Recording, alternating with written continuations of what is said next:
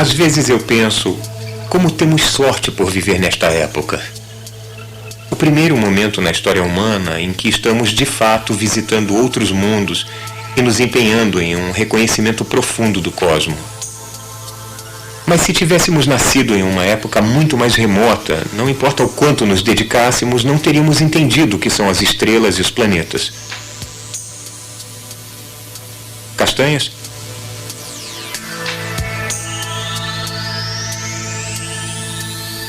Nós não iríamos saber que há outros sóis e outros mundos. Este é um dos grandes segredos arrancados da natureza através de 1 milhão de anos de observação paciente e pensamento corajoso. Os seres humanos sempre fizeram perguntas sobre as estrelas. Isso é tão natural quanto respirar. Mas imagine uma época antes da ciência ter descoberto as respostas. Imagine como era, digamos, há algumas centenas de milhares de anos. Logo após a descoberta do fogo. Éramos igualmente inteligentes e igualmente curiosos quanto somos agora. Às vezes me parece que, na época, havia gente que pensava assim. Nós somos um povo caçador nômade. O fogo nos mantém aquecidos. Sua luz abre buracos na escuridão. Ele afasta os animais famintos. Na claridade, podemos ver um ao outro e conversar. Nós cuidamos da chama. A chama cuida de nós. As estrelas não estão próximas de nós. Quando subimos em uma colina ou em uma árvore, elas não ficam mais próximas. Elas piscam com uma luz estranha, fria, branca, distante. Muitas delas. Todas pelo céu, mas só à noite. Eu fico imaginando o que elas são. Uma noite eu pensei que as estrelas eram chamas. Elas davam pouca luz à noite, como fogo. Talvez as estrelas sejam fogueiras que outros nômades acendem à noite. As estrelas dão muito menos luz do que as fogueiras, então devem estar muito distantes. Eu fico pensando se as nossas fogueiras parecem estrelas para as pessoas no céu. Mas por que aquelas fogueiras e os nômades que as fizeram não caem em nossos pés? Por que tribos estranhas não caem do céu? Aqueles seres do céu devem ter grandes poderes.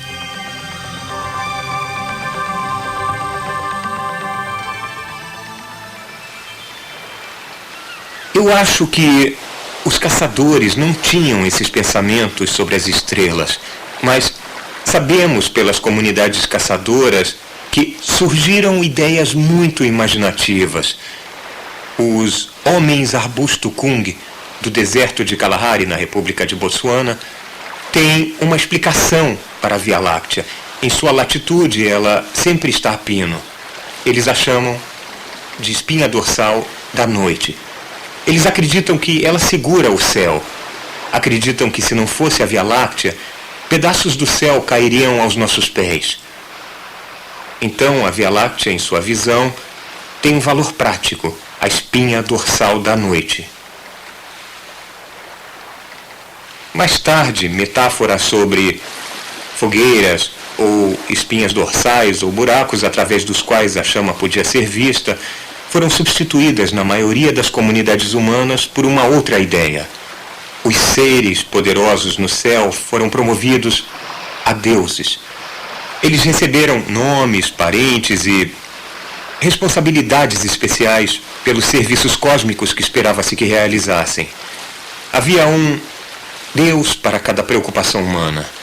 Os deuses regiam a natureza. Nada acontecia sem a intervenção direta de algum deus.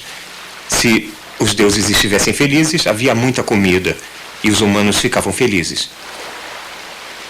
Mas se alguma coisa desagradava aos deuses, e não precisava muita coisa, as consequências eram terríveis: secas, inundações, tempestades, guerras, terremotos, erupções vulcânicas, epidemias. Os deuses tinham que ser agradados, e surgiu uma vasta indústria de sacerdotes para deixar os deuses menos zangados. Mas, como os deuses eram caprichosos, não se poderia ter certeza do que eles fariam.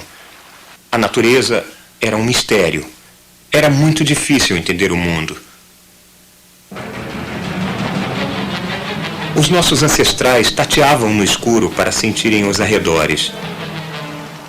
Indefesos perante a natureza, eles inventaram rituais e mitos, alguns desesperados e cruéis, outros imaginativos e benignos. Os antigos gregos explicavam aquela banda de brilho difuso no céu noturno como o leite da deusa Hera esguichado de seu seio para os céus. Nós ainda a chamamos de Via Láctea.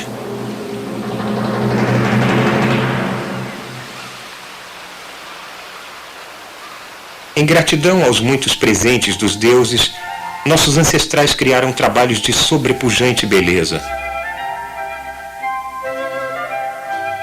Isto é tudo o que resta do antigo templo de Hera, rainha do céu. Uma única coluna de mármore de pé em um vasto campo de ruínas na ilha grega de Samos. Ele era uma das maravilhas do mundo, construído pelo povo com um olhar extraordinário para a claridade e a simetria.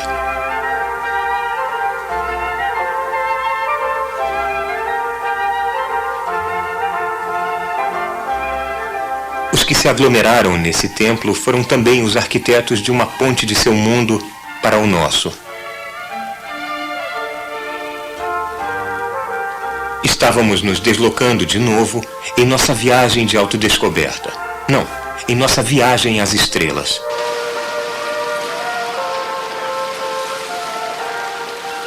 Aqui, há 25 séculos, na ilha de Samos e nas outras colônias gregas que tinham crescido no apinhado mar Egeu, houve um glorioso despertar. De repente, havia gente que acreditava que tudo era feito de átomos, que os seres humanos e os outros animais tinham evoluído de formas simples, que as doenças não eram causadas por demônios ou pelos deuses, que a Terra era apenas um planeta girando em torno de um Sol que estava muito distante. Esta revolução tirou o cosmo do caos.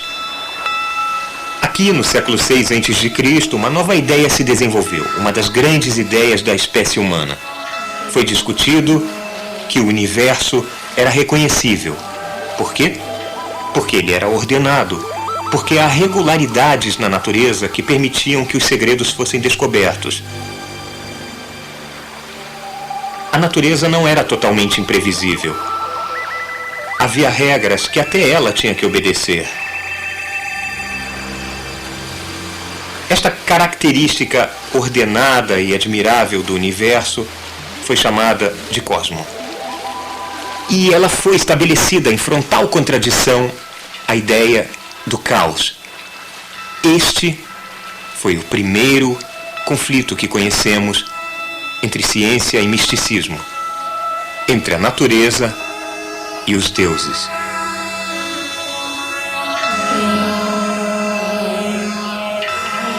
Mas por que aqui? Por que nestas ilhas remotas e enseadas do Mediterrâneo Oriental? Por que não nas grandes cidades da Índia ou Egito, Babilônia, China, América Central? Porque todas estas estavam no centro de antigos impérios. Elas foram estabelecidas desse jeito, hostis a novas ideias.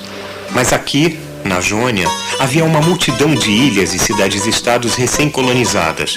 O isolamento, mesmo se incompleto, promove a diversidade. Nem uma única concentração de poder pode reforçar a conformidade.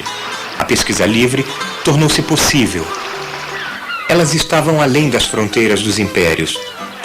Os mercadores, turistas e marinheiros da África, Ásia e Europa encontravam-se nos portos da Jônia para trocar mercadorias, histórias e ideias. Havia uma interação vigorosa e impetuosa de muitas tradições, preconceitos, línguas e deuses.